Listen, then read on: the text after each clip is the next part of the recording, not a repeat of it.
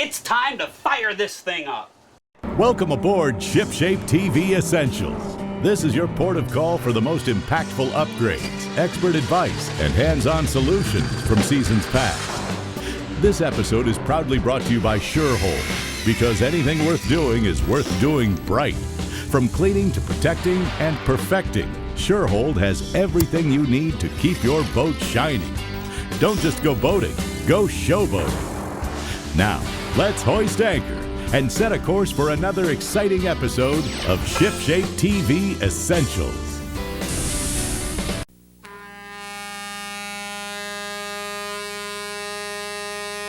If boating's your game, then you'll agree. ShipShape is the way to be. Out on the lake or on the sea, ShipShape means trouble-free. ShipShape means being neater. ShipShape makes boat work easier. ShipShape is the way to go. The ShipShape Boat Gear Show. ShipShape, Florida's only boat improvement show, is being brought to you in part by Armstrong Nautical Products and the Armstrong Engine Bracket, the choice to hold your horses. And by Atlantic Boat Lift Company, the boat lift company you can trust. And by RPM Diesel Engine Company, so much more than an engine company. And by Team Repower at DMCI. When you're looking to repower your vessel, you're looking for Team Repower.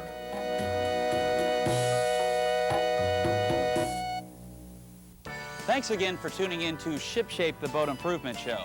I'm your host, John Greviskis, on location in Central Florida's Port Canaveral at XL Coatings, where today we're going to take a look at an exciting alternative to junking your marine metals due to oxidation.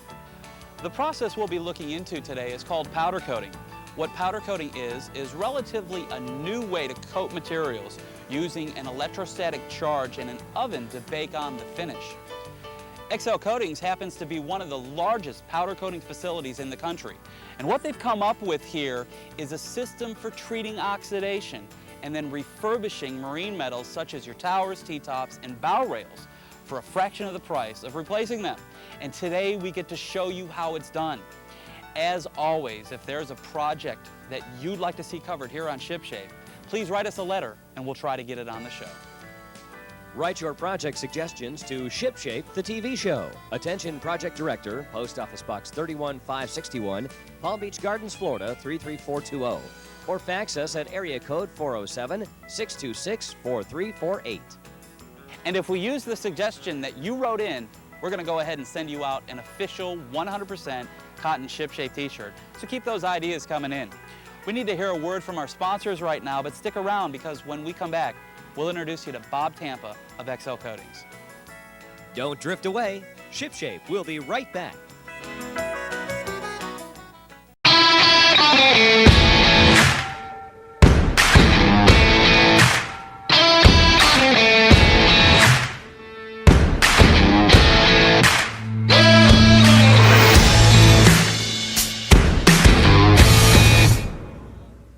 Welcome back to today's show. I'd like to show you this T-top that we have out here that really has some weathering and oxidation going on. Now what we're going to be doing is we're going to take this T-top and transform it into a thing of beauty. And with me is Bob Tampa, the president of XL Coatings. Bob, can you tell us how you got into powder coating? We started wet spraying parts for Boston Whaler, mostly commercial products for police boats and fire boats. And due to the intricacy of the parts and durability, we've decided to go to powder coating. Now again, can you tell us exactly what powder coating is? Powder coating goes on electrostatically, and the powder is similar in consistency to talcum powder. The part is grounded, and the powder particles are given a positive charge. These positive charge particles want to go to ground. And then you put it into an oven, and you actually bake on a finish. Yeah, we wheel it off into an oven. They are in the oven for about 15 to 20 minutes at about 400 degrees. Now you've come up with a system to actually alleviate or eliminate the oxidation on marine metals, such as towers and T-tops and bow rails, and then you powder coat them, and they come out pretty much better than brand new. Yeah, pretty much through trial and error, we developed a procedure where we can eliminate most of the oxidation, if not all of it, and it comes out real nice. Well, can you take us inside and show us how you do it? Sure, let's go. Now, Bob, what's the first step involved in refurbishing our T-top? First, we do some hand cleaning. We have to remove all the silicones and sealers. The sandblast or media blast will not remove them. Okay. Now, what media do you use? We use garnet instead of sand. It's more ecologically friendly. Okay, now what garnet is it's actually a red stone, and you're using stone fragments as your media to do your blasting. Exactly. Right. Now, the next step is to actually take the T-top and put it into the blasting unit. Let's go ahead and do that. Now, Bob, how long will it take for us to blast this T-top? It takes about a half an hour. This is a huge booth that you guys have. This booth is fully enclosed. It recovers all the media, and we dispose of it properly.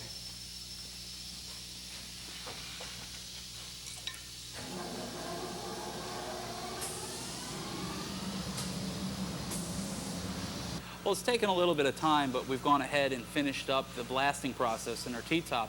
Now, Bob, what's the next step? As you might guess, coming out of the blast booth, that there's dust deposit on there, and actually some of the oxidation has actually been embedded into the metal itself. Okay, it appears that we're in some sort of a washdown station. In fact, I'm standing on a huge holding tank. Now, you guys have really kept up with all the EPA rules and regulations, and my hat's off on that. I see your employees coming in. They're wearing rubber gloves, Bob. Now, what's that for? There's actually oils that are in your hands, and from now on, everyone who touches that top will have rubber gloves on. Okay, so the oils in your hand act as a desponding agent. And if the oils were on that T-top, it could possibly despond. Exactly right. Okay, that's great. Now, this is obviously some sort of a cart where you can maneuver the T-top around? Yeah, it has to be suspended for coating, and once we suspend it here, we'll clean it up and then move it on off to the coating area. Now, you've got some trade secrets that we're going to be kind of doing to our T-top. Now, we really can't show that on film due to the fact that they are trade secrets, but what we'll do is we'll pick it up at the very next step. Now that the metal's been treated, Bob, what do we do next? We have to move the top into the oven to be dried. Okay. Now, what kind of temperature are we looking at here? We dry at about 250 degrees. This will dry all the moisture out of the top and to get any water out of any nooks and crannies that may have collected. Now, what kind of drying time are we looking at? It takes about a half an hour to dry. Okay, fantastic.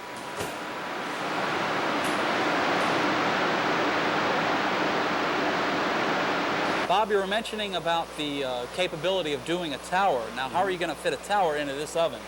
Well, we can take a walk down to Cape Marina, and I can show you what we have to do to a typical tower to make it fit inside there. Let's check it out. Okay.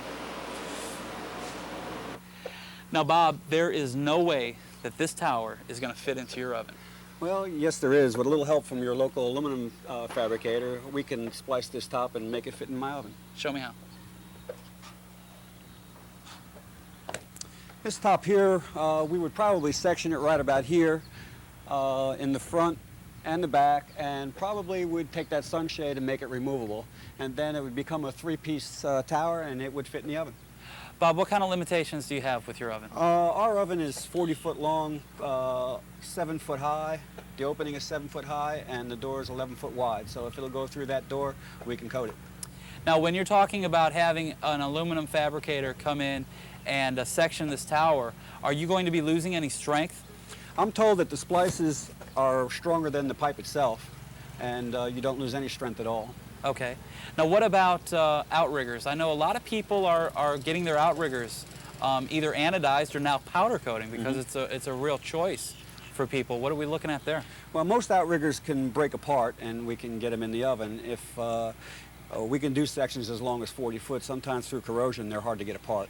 And I've got you. We can do them in one piece that way. Well, you know, we were just on a big 60-foot ocean yacht, and they had 39-foot outriggers, so you could accommodate something that size. Oh, yeah. If it goes in the oven, we can coat it. Now, what about bow rails? What about the big bow rails? I know a lot of people are going to the kind of the European style look where they're having their bow rails, powder coated. Tell us about that procedure. Well, again, if it'll fit through the door, we can get them in there. Most bow rails, once removed, can be sprung in a little bit, and we can get actually bow rails larger than my oven in my oven. Okay. Okay, great. So really, when you're talking about doing powder coating, there are a lot of applications that can apply to the boat. What about like motor mounts and in the engine room? Well, there's different powders formulated for different applications. You probably would want to put an epoxy powder coating on a motor mount or something like that. You'd want to stick to urethanes for your towers and exterior because the urethanes are UV protected and they won't fade. Now, in powder coating, are those the two choices, urethane and the... Those are the basic two choices. There are some spin-offs of each, but those are the basic powders. What about color selection? There's thousands of colors available. In most cases, we can get something real close, but the color is formulated at the factory, and we have no way of tinting it. If someone requires a specific color, we can have it formulated specifically for them. I've got you. Let's talk price real quick. Say, for example, I know you're really helping the boat owner out with choices on, rather than replacing the marine metals around the boat, you're really giving them a choice on salvaging it and actually making it look better than it did originally. Let's talk about price, though, that comes with that. A top like we're doing today is relatively simple. Something like that might run around $600. A top with some rod holders that needed to be masked, etc., might run $800, $900. It really depends on the top itself. Well, it's incredibly affordable. You know, when you're talking about the price difference of putting on, say, a new T-top versus $600 to do the T-top that we're doing today, that's incredible. That's like a third of the price. And actually, you're going to get a product that's going to probably look better than when it was new. Well, it tends to be the more modern look right now. Absolutely. And our powder coating is holding up better than anodized. We've had stuff out there for 3 years now, and it looks like brand new. Hey, that's great. Well, this looks like a good time to take a break, but you'll want to stick around because when we come back, we're going to actually do the powder coating to our T-top that we've been working on. Don't sail away. ShipShape will be right back. Surehold brushes are the go-to choice worldwide for quality deck brushes, featuring split-end bristles that hold more soap and water for effortless and effective cleaning, an iconic solid wood block that is exceptionally durable and long-lasting, a rubber built-in safety bumper that protects surrounding surfaces from accidental damage, corrosion-resistant fittings made from marine-grade alloys that will never rust or corrode, SureLock system compatibility for positive locking into any Surehold handle, quickly and easily change brushes while saving space and time. Each Surehold brush is proudly built in the USA to Surehold's famous quality standards. Surehold, clean and simple. Welcome back to the show. Now, where we left the T-top was in the oven, baking at 250 degrees for about a half hour. Then we moved it over into our spray booth where we're actually going to start the powder coating. Now, Bob, can you tell us some of the environmental aspects of powder coating? Well, as I said before, the powder is a solid. It's a dry powder. It gets disposed of as a solid. There are no thinners to deal with. We don't have to mix paint or pour any thinners into the powder itself. Okay. It goes on dry and is disposed that way.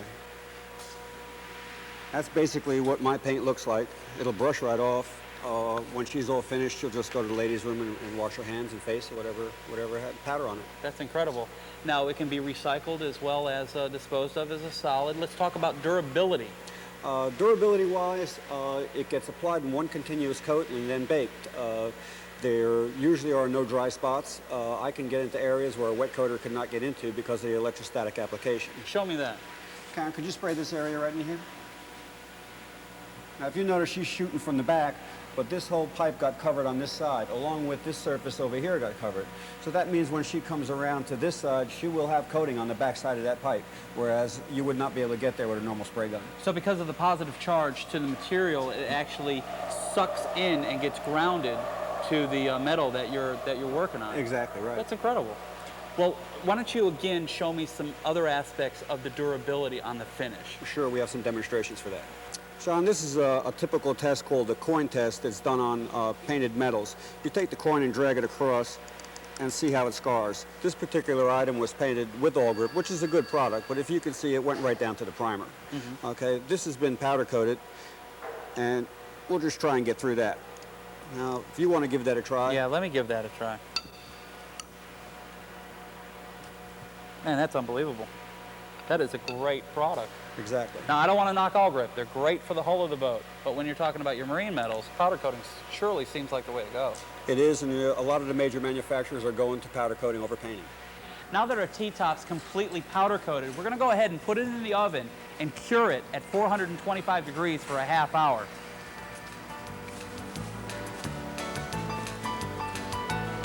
And in just a second, we're going to see how it comes out.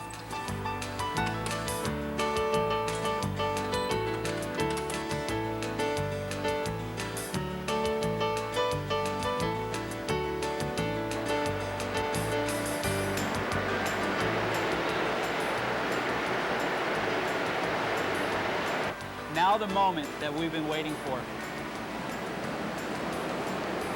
Oh my, Bob, that looks beautiful. Nice job. Thanks. Hey, I'm convinced powder coating's the way to go. That is incredible.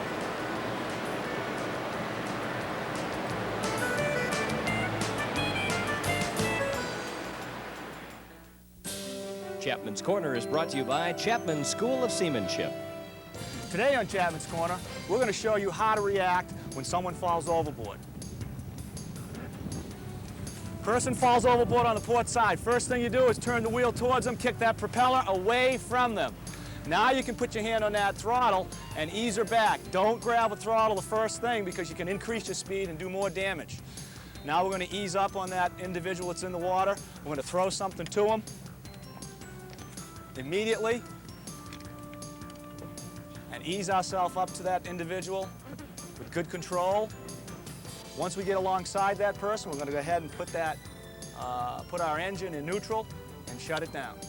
Now, with that propeller stop turning, we can get that individual up on the side or over the transom. That's the correct way so you don't overreact. A lot of people like to hit that throttle and pull that throttle back. What you can do in a panic situation is hit that throttle and it's going to cause a more dangerous situation. From Chapman School of Seamanship, this is Tom Dante.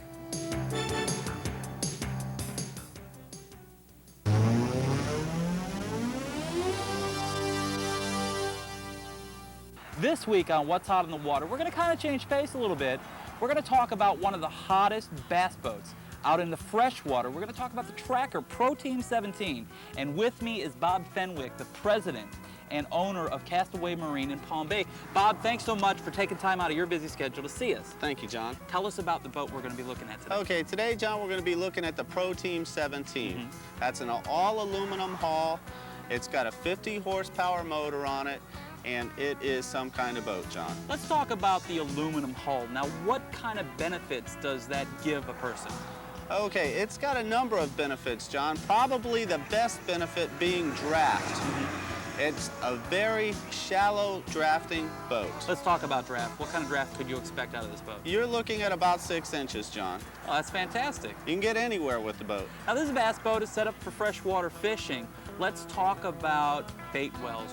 What kind of setup do we have? Okay, we have to the rear of the boat, John, we've got a bait well, which is a divided bait aerated well for bait, and you also can remove the divider and use it also as your complete well for your fish. Now, I know years ago they put a well up front. Now, Tracker has alleviated that because shiners were kind of beating themselves up from the pounding of the waves and going fast and all that, and they've really thought ahead for that pro bass fisherman and throwing all the bait in the back, and I think that's real smart. Let's take a look at rod storage on this boat, Bob. What do we have? Okay, John, what we've got is at the front of the boat, we have a very big rod storage. You can store up to 4 to 6 rods comfortably in it, up to 6 foot 6 inches. That's nice. Let's talk about dry storage on the boat. Okay, John, there's dry storage throughout the boat. There's all kinds of storage with the raised decking of the boat. You can put things anywhere. I mean, it's just literally loaded with storage. You also have a huge casting area with this boat. Let's talk about the power. What kind of power comes with this boat, Bob? Okay, this thing is powered with a 50 horse motor, John. Okay. And that can be upgraded or downgraded, but what we feel best packaged is with the 50. What kind of speed could we expect to get out of this motor? You're probably looking somewhere right around 32, John. Okay, great. What about trolling? Okay, trolling, it comes with the Motor Guide Troll Motor 37-pound thrust, which will Nice. move this boat anywhere, John. Exactly, exactly. Now, you've put actually an upgrade on this boat. You've gone to a galvanized trailer. Tell us why. Well, John, here in Florida, as you well know, the environment is terrible on steel. So what we've done is we've taken the painted trailers off all these boats and went to a complete galvanized trailer. Well, that's real smart. Let's talk package. Now, you guys set up packages here at Castaway Marine. Let's talk about boat, motor, trailer, package, Castaway Marine. What are we looking at? $86.79, John. Well, that's very reasonable. Yes, what sir. would that break out to roughly, monthly payment-wise? Minimum monthly payments, John, in most facilities, $125. So anybody can get into boating, and I think that's what it's all about. Let's tell people how to get to Castaway Marine. Okay, we're in Palm Bay, John, on Malabar Road, just east of 95, about 3/4 of a mile. So say, for example, if you're coming from Fort Pierce, you would travel north on I-95, get off at Malabar Road, head east, go about 1 mile, and you're right there. Yes, sir. That's Fantastic. us. Bob, thanks so much for taking time out of your busy schedule to appear on the show. We'll see you soon. Thank you, John.